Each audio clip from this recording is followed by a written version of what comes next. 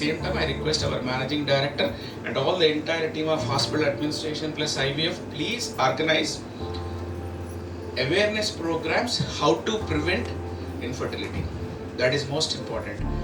ఇలాంటి ఏమన్నా ఉంటే అమ్మ ద్వారానో లేకపోతే నెక్స్ట్ ఎవరి ద్వారానన్నా ఇలాంటి ప్రోగ్రామ్ చేస్తే ఫ్యూచర్లో మనం దేశంలో జరిగే ఖర్చును తగ్గించాలి. డ్రాలో రాని వాళ్ళు బాధపడకుండా నెక్స్ట్ టైం దాకా రాకూడదు, ఈసారి అయిపోవాలి. మీరు అందరూ మంచి తల్లులు కావాలి, అందరూ ఎవరైతే వచ్చినారో. సో వేదిక మీద కూర్చున్న శ్రీమతి గంగవ్వ, తర్వాత రెనీ హాస్పిటల్ చైర్మన్ గారు, తర్వాత బంగారు స్వామి, తర్వాత సూపరింటెండెంట్ చారి, డాక్టర్ చారి గారికి, ఇక్కడికి విచ్చేసిన పేషెంట్స్ మరియు రెనీ హాస్పిటల్ స్టాఫ్, సిబ్బంది, రజనీ ఫర్టిలిటీ సెంటర్ స్టాఫ్ అందరికీ నమస్కారం, స్వాగతం, సుస్వాగతం. ఫిబ్రవరి 1 నుంచి మార్చ్ 15 వరకు కొనసాగిన ఈ ఉచిత ఫర్టిలిటీ క్యాంప్ ఫైనల్ డే వచ్చేసింది. ఈ నెల రోజులు, దాదాపు నెల 15 రోజులు ఉచితంగా ఫర్టిలిటీ క్యాంప్ నిర్వహించి అందులో దాదాపు ఒక 550 మంది వరకు దంపతులు వచ్చారు. వాళ్ళందరినీ ఫ్రీగా చూసి తర్వాత వాళ్ళకి ఉచితంగా స్కానింగ్, తర్వాత కౌన్సిలింగ్, టెస్ట్లు ఏదైనా చేయాల్సి వస్తే దానిపైన 20% డిస్కౌంట్ ఇవ్వడం జరిగింది. తర్వాత వాళ్ళకి ఒకవేళ IVF ట్రీట్మెంట్ కనుక సజెస్ట్ చేయవలసి వస్తే దానిపైన కూడా ఒక ప్రత్యేకంగా డిస్కౌంట్ దాని ప్రకారంగానే ఇవ్వడం జరిగింది.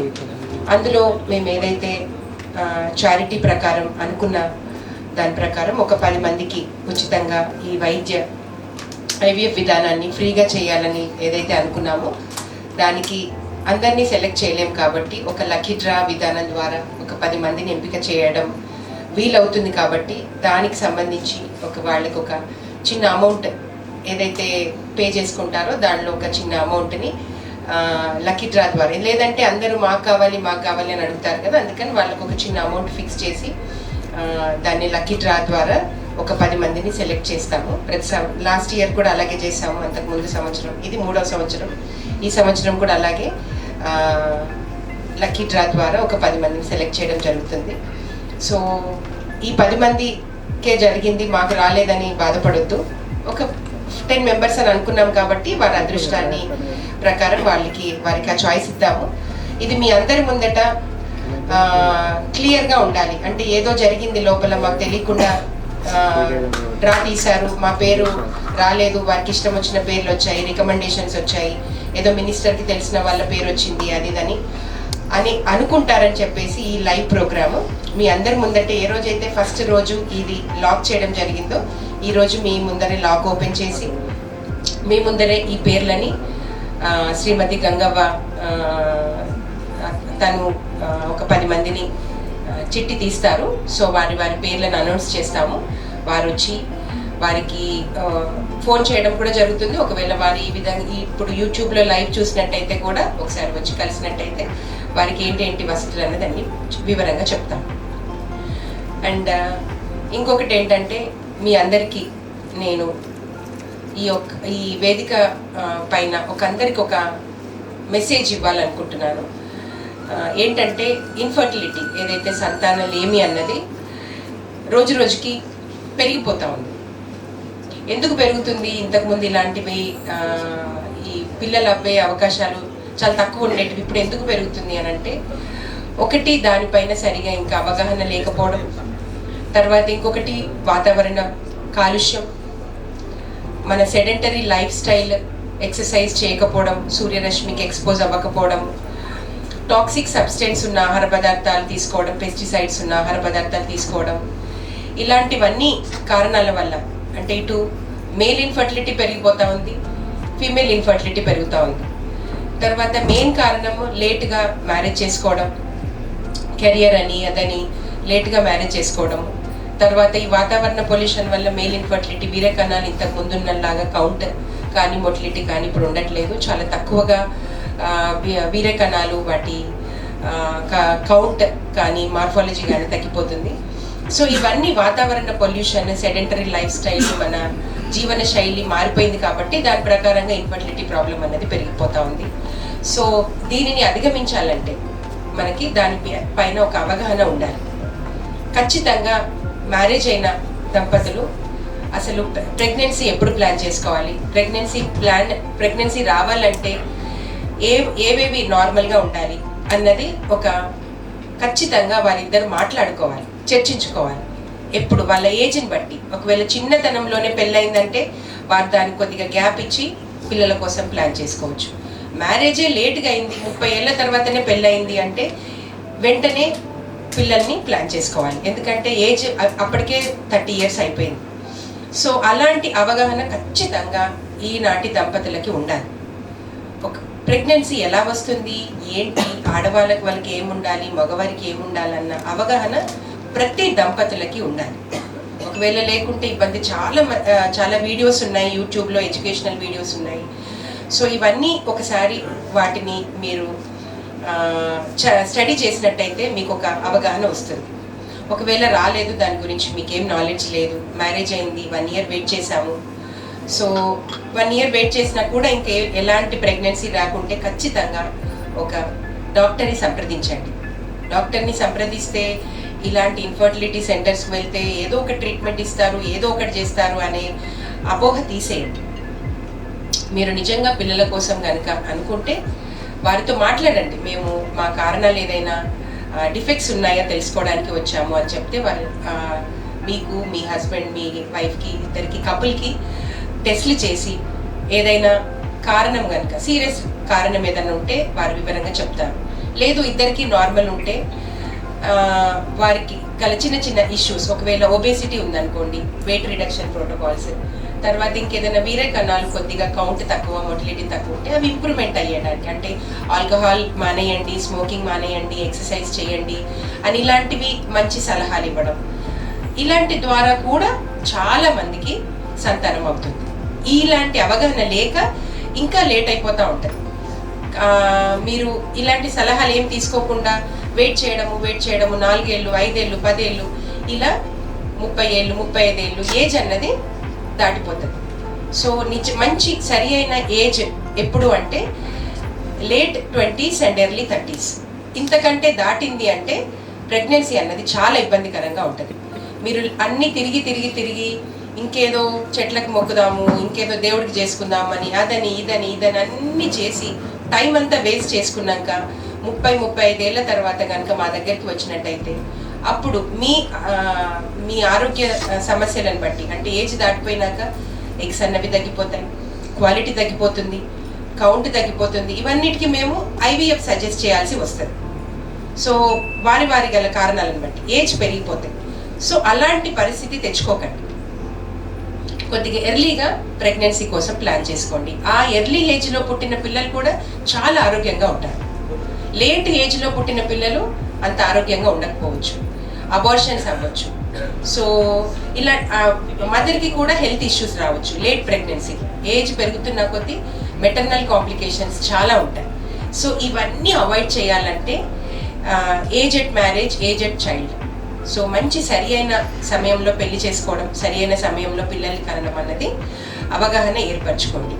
మీకు తెలియని వాళ్ళకి మీరు కూడా ఇప్పుడు మీ అందరికి ఇంతమంది నాలెడ్జ్ వచ్చింది, షేర్ చేయండి.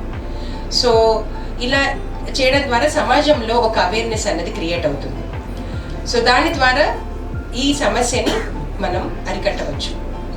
అండ్ దెన్ ఇంకొకటి ఏంటంటే సంతానం అవ్వట్లేదని ఒకరి మీద ఒకరు, భార్య మీద భర్త, భర్త మీద భార్య నిందలు మోపుకొని నీ ద్వారానే పిల్లలు అవ్వట్లేదని ఇద్దరికి రీజన్స్ పెట్టుకొని, మన దగ్గర ఏంటంటే సమాజంలో కేవలం ఆడవారి వల్లనే పిల్లలు అవ్వరు, ఆడవారినే దూషించడము, ఇలాంటివన్నీ చేసి డివర్స్ తీసుకొని చాలామంది దంపతులు స్ట్రెస్కి గురై, డిప్రెషన్కి లోనై, విడాకులు తీసుకునే కుటుంబాలు బోలెడన్ని ఉన్నాయి. సో అలాంటివన్నీ కాకుండా ఏదైతే మీకు సమస్య వచ్చినట్టయితే ఒక మంచి ఇన్ఫర్టిలిటీ సెంటర్ని కానీ, మంచి గైనకాలజిస్ట్ని కానీ మీరు సంప్రదించినట్టయితే మీకు సలహాలు ఇచ్చి మీ కారణం ఏంటి, ఒకవేళ మీకు పెద్ద విధానం ఏదైనా IVF విధానం అనుకుంటే వాళ్ళు IVF సెంటర్కి సజెస్ట్ చేస్తారు. లేదంటే మీరు ఒక మంచి సెంటర్ని చూస్ చేసుకొని ఆ సెంటర్కి వెళ్ళినట్టయితే మీ కారణాలు చూసి మీకు ట్రీట్మెంట్ ఇచ్చి ఖచ్చితంగా పిల్లలు అయ్యే అవకాశాలు ఉంటాయి. ఇప్పుడు చాలా రీసెంట్ అడ్వాన్సెస్ బోలెడన్ని వచ్చాయి.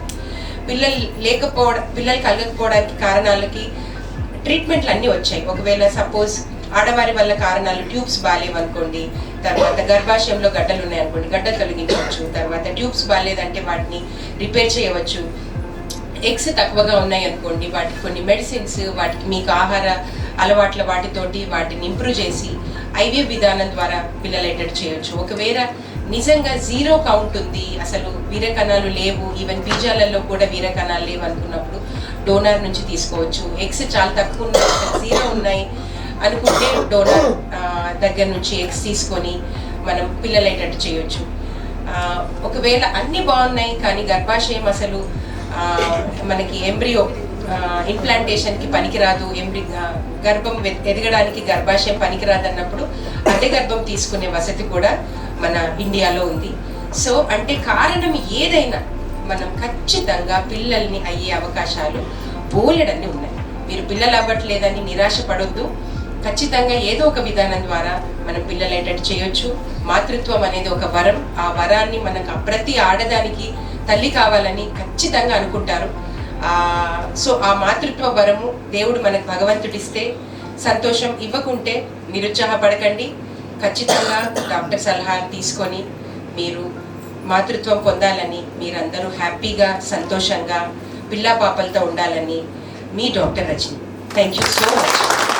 నా యొక్క నమస్కారాలు. మన బంగారు స్వామికి లచ్చవ్వ బంగారం అసలు మనకు బాబులు ఇచ్చుడుకు బంగారు స్వామి పేరు పెట్టి, అయితే బంగారు స్వామికి సైతము రజనీ మేడం దొరుకుడు అదృష్టం. నేను ఇంతవరకు దుబాయ్ పోయినా, మస్కట్ పోయినా, బొంబాయి పోయినా, హైదరాబాద్ పోయినా కానీ ఇన్ని దవాఖానలు చూస్తే నాకు మొన్న ఇక్కడికి వచ్చి చూస్తూ ఉంటే పరిశానాన్ని. ఇప్పుడు అసొంటి లేవు, మందులతోనే పాపలు ఉన్నారు. మీరు మంచిగా సంతోషంగా భార్యాభర్తలు లొల్లి పెట్టుకోవద్దు, మంచిగా ఉండి 10 రూపాయలు ఖర్చు అయితే కట్టం చేసుకొని తీర్పుకోవాలి. కానీ అందరికీ మంచిగా జరుగుతుంది. నా చేత మరి 10 మందికి ఇస్తాను.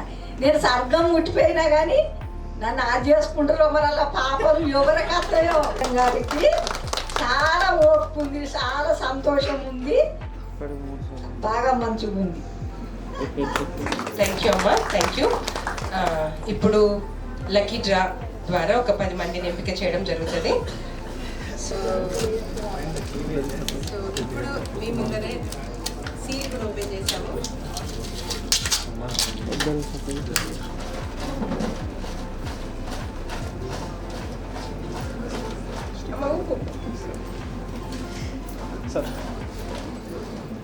ఎవరైనా అత్తలు అమ్మలు వచ్చిన వాళ్ళు ఉంటే రండి. అంటే దంపతులు కాకుండా పెద్దవాళ్ళు అత్తలు కానీ మదర్స్ కానీ వచ్చినట్టు. ఫస్ట్దా అగంగా ఉండడానికి మంచి ఒకటి తీసి ఒకటి అన్ని లోపల తీసి ఒక్కొక్కటి 10 చిట్టి తీసి ఇవ్వండి.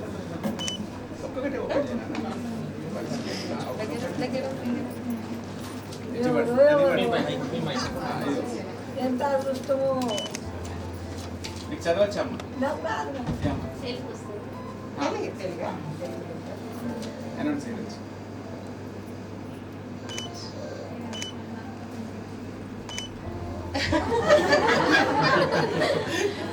రవలి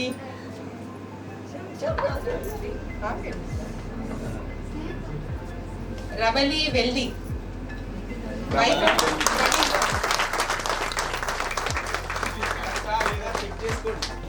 అదేనా?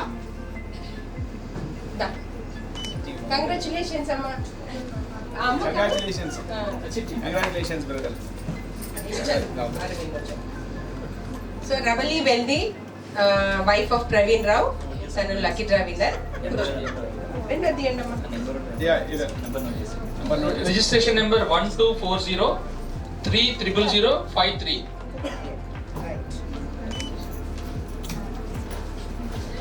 రెండో లక్కీ విజేత registration number 1240200078 Kalyani Kantala Kalyani, wife of Tirupati Reddy గన్నేశ్వరం.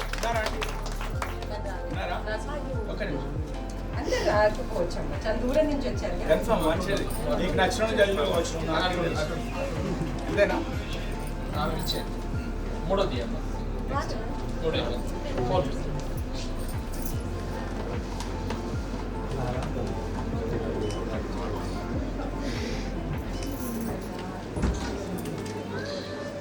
నాలుగో నెంబర్ లక్కీ డ్రా విజేత 1240300038.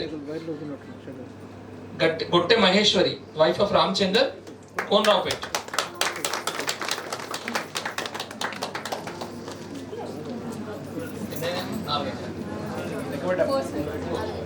ఐదోది fifth. Registration number 1240300066. Sircilla Sabitha, wife of Mahesh, Yellareddypet.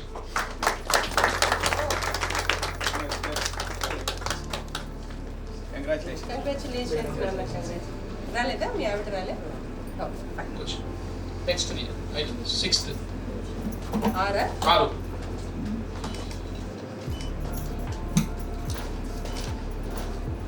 ఆరోది registration number 1240200101. Annamaneni Vaishnavi, Srimathi Annamaneni Vaishnavi, wife of Sandeep, Jagtial. లెక్క పెట్టా. 6.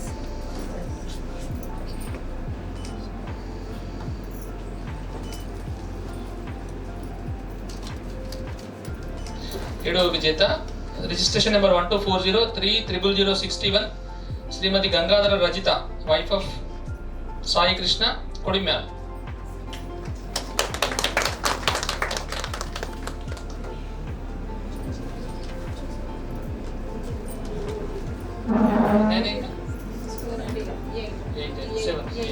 ఎనిమిదవది రిజిస్ట్రేషన్ నెంబర్ UMRI 24010030.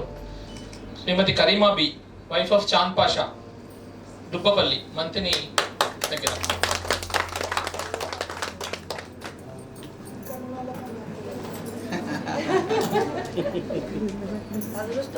అమ్మకు తెలిసిన వాళ్ళు కూడా ఇందులో ఉన్నారు. అమ్మకు తెలిసిన వాళ్ళు వస్తుందేమో అని ఆశ. తొమ్మిదవది registration number 1240200082. Srimathi Doosa Sreeja, wife of Gangadhar, Lambadipalli.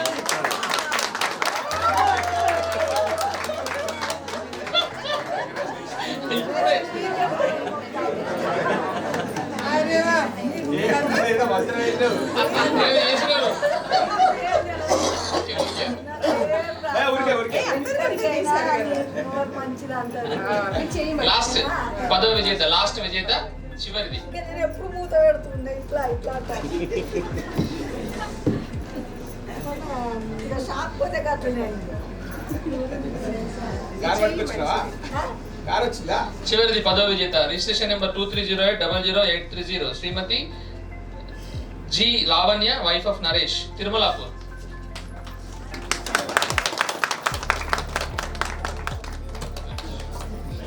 Thank you.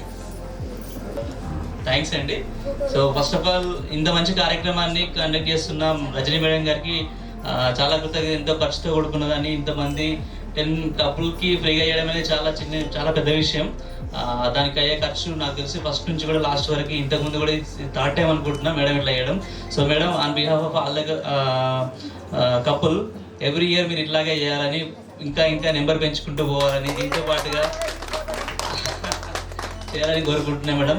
అంతేకాకుండా ఈ స్కీమ్లో సెలెక్ట్ అయిన 10 మందికి ఇంత పారదర్శకంగా ఎక్కడ ఎవరికి అనుమానం రాకుండా లైవ్ ప్రోగ్రామ్ కూడా కండక్ట్ చేస్తున్నారు మేడం. ఇందులో ఏం మతలబు ఉండకూడదు అనేది ఉద్దేశంతో లైవ్ కూడా నడుస్తుంది.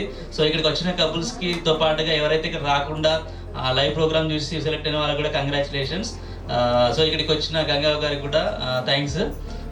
సో